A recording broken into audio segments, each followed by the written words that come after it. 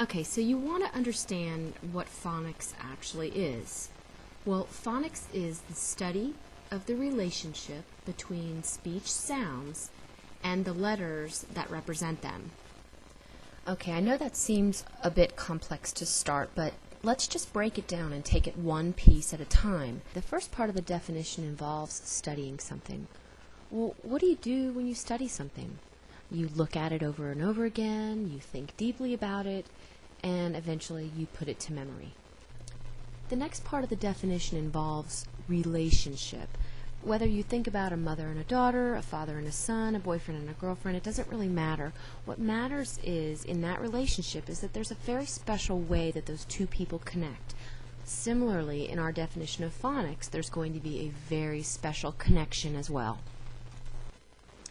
Okay, rather than a human relationship, what we're looking at is the relationship between a particular letter and the sound that it makes.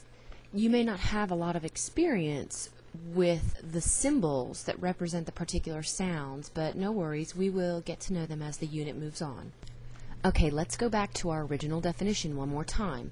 Phonics is the study of the relationship between speech sounds and the letters that represent them. It's very important to distinguish between phonics and phonemic awareness. Phonemic awareness comes first. One good example of this is a student being able to hear the word cat and tell you that the separate sounds of that word are k, a, and t. They don't ever have to know or be able to identify the letters C, A, and T. That's where phonics comes in. As you learn about phonics, I think it's really important and helpful to learn a little bit about linguistics. People who are linguists study, part of what they study is how we actually form the different sounds of our language. Learning a little bit about the science of how the sounds of our language are formed is going to be so helpful. You can actually show your children how to form a particular sound and explain to them where that sound takes place in the anatomy of the mouth. For the sake of time, we're going to introduce you to four basics: bilabials, labiodentals, dentals, and alveolars, just as examples. If you're interested in learning more about linguistics, I'll put the website up here so you can check it out.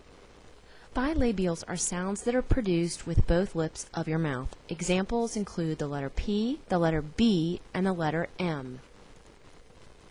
There's some other pretty cool stuff that you can learn on this website, like what letters are classified as plosives, meaning when air is pushed out. This is P and B. Which letters are nasal, which would be an M, meaning that the noise is actually made when air is pushed out and voiced through your nose. And then also which ones are fricatives, like V or F. These letters are named fricatives because they use friction in the making of the sound. Speaking of V and F, they're considered labiodentals. And if you break that up, labio meaning your lip and dental meaning your teeth, these letters are formed by a combination of a lip and teeth.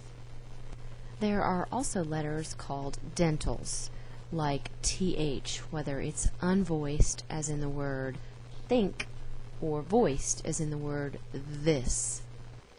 Alveolar sounds are those produced when the tongue touches the alveolar ridge, which is right behind the teeth. The alveolar sounds include T, D, S, Z, and N. Now let's take some time to get to know more of the terminology associated with phonics. Click on the next video to get started.